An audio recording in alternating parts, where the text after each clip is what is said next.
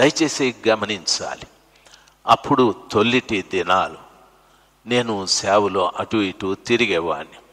అయితే ఒక ఇంటికి మధ్యాహ్నం నేను ఇంకొకరు ఎవరో మధ్యాహ్నము ఆ దారిని పోతూ ఉంటే ఆ రోడ్డు ఎడం పక్కన వాళ్ళ ఇల్లు.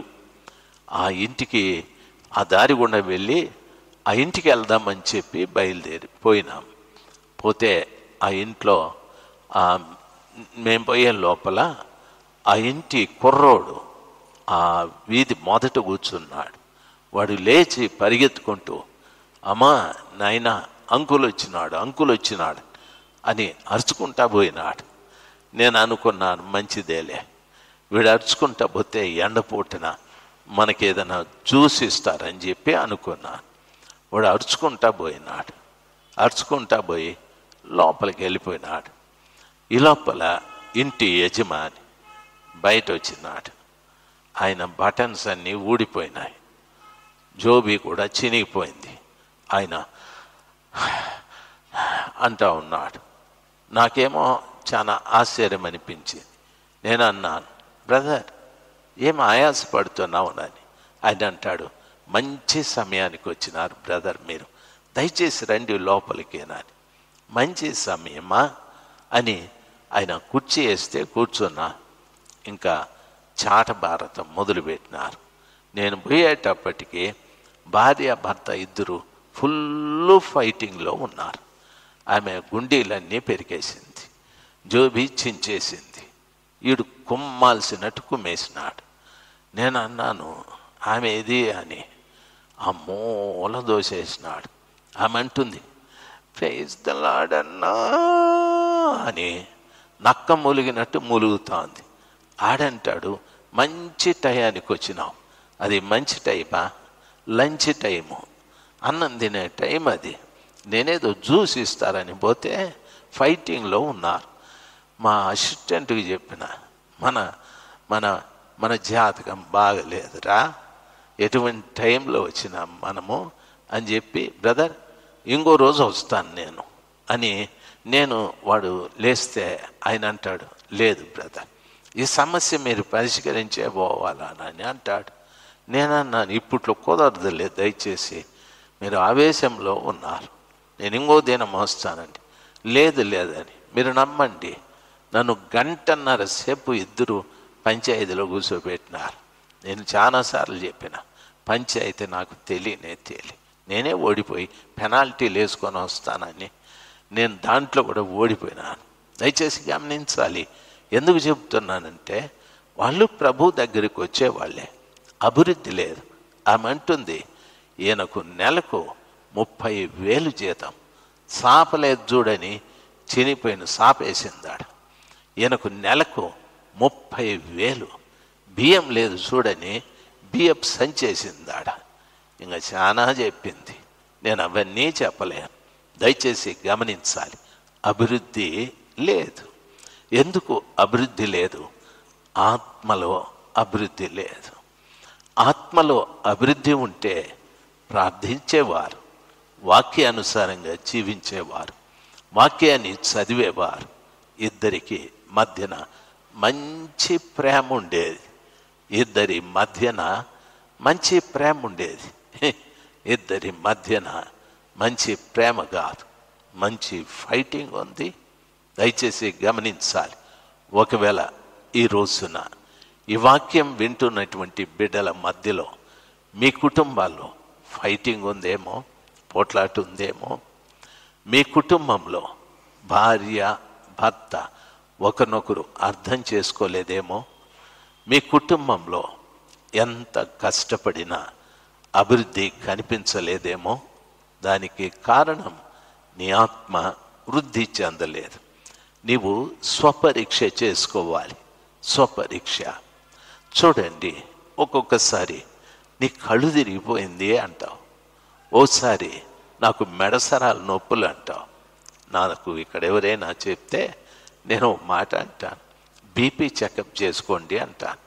వాళ్ళు ఏమంటారు తెలుసా, అన్నీ చెకప్ చేసుకొని ఇటుకొచ్చినాను అంటారు. ఇంకా నేనేం చెకప్ చేసుకోమనేది? సరే ప్రార్థన చేస్తాను. దయచేసి గమనించాలి. బీపీ తక్కువైనా కళ్ళు తిరిగి పడిపోతారు, లేకపోతే నొప్పులు వస్తాయి, ఏవో ఉంటాయి పరిస్థితులు.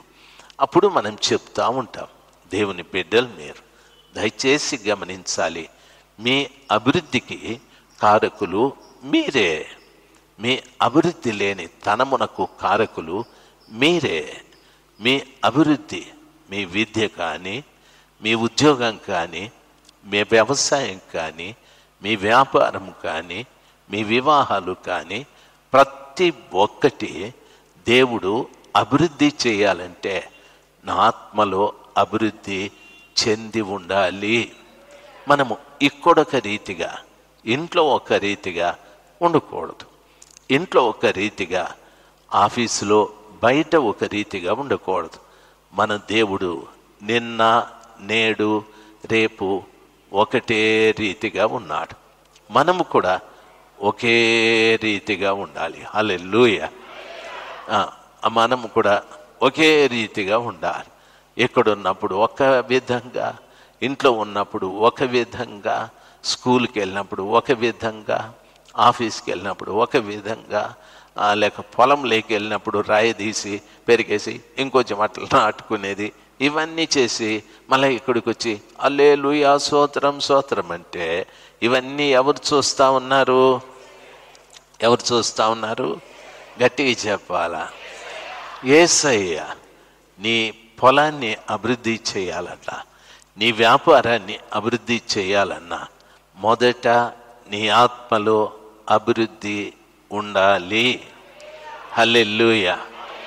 నీ ఆత్మలో వృద్ధి పొందిన కొలది అన్ని విషయములలో వర్ధిల్లుతూ సౌఖ్యముగా ఉండవలెనని నీ కొరకు ప్రార్థన చేయుచున్నానని యోహాను గారు చెప్పారు. బైబిల్లో ఆదికాండం 39వ అధ్యాయం 2వ వచనం, యెహోవా యోసేపునకు తోడై ఉండెను గనుక అతడు వర్ధిల్లుచు తన యజమానుడగు ఐగుప్తిని ఇంట ఉండెను. హల్లెలూయా. యోసేపు ఐగుప్తిని ఇంట ఉన్నాడు.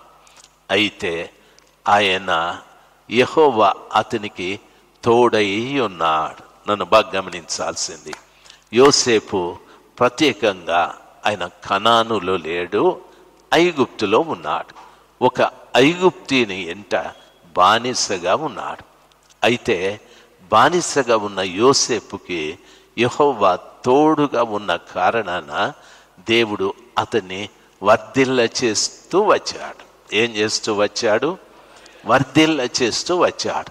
నువ్వు ఉన్న స్థలం ఏదైనా కానీ, ఐగుప్తిని ఇంట ఉన్న నీవున్న కండిషన్, పరిస్థితి, బానిసగా నీవున్నా, కూలివాడుగా నీవున్నా, లేకపోతే ఒక క్లర్కుగా నీవున్నా, లేకపోతే ఒక ఆఫీసర్గా నీవున్నా, లేక వ్యవసాయం చేసే వ్యక్తివైనా, నువ్వు ఎక్కడున్నా ఏ పని చేసినా నీ ఆత్మలో వర్ధిల్లుతూ ఉంటే ఎవరు నీకు తోడై ఉంటారు?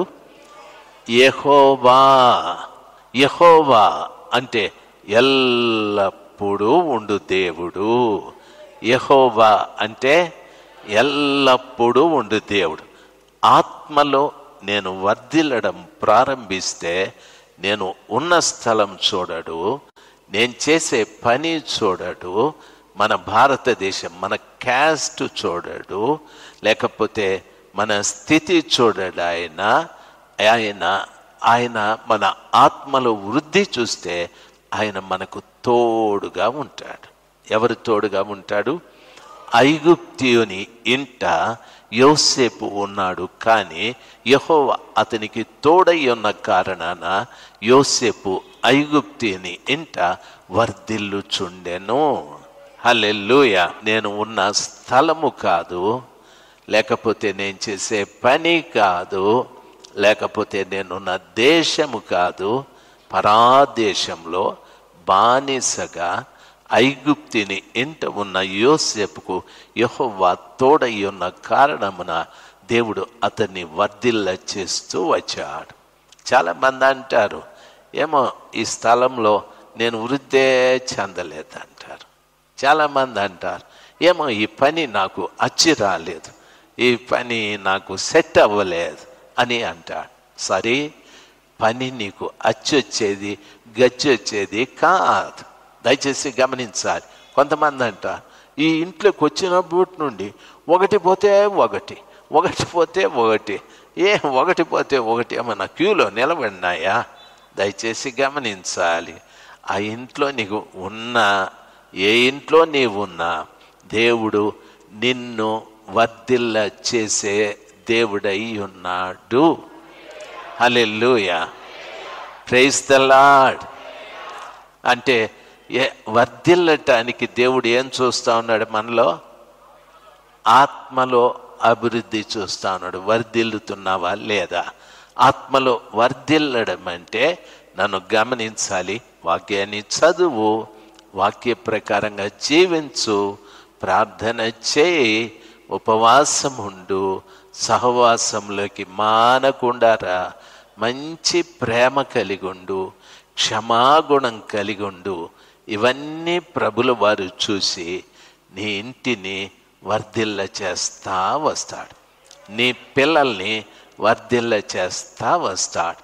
ఓ, నా పిల్లల్ని నేను అట్లా చేయాలా, ఎట్లా చేయాలా, నేను వారికి చెవులు పెట్టాలా, నేను వాళ్ళకి కొమ్ములు పెట్టాలా, నేను వాళ్ళకి నాలుగు పెట్టాలా, నేను వాళ్ళకి పొడవు తోక పెట్టాలా అని నువ్వు అనుకోనక్కర్లేదు.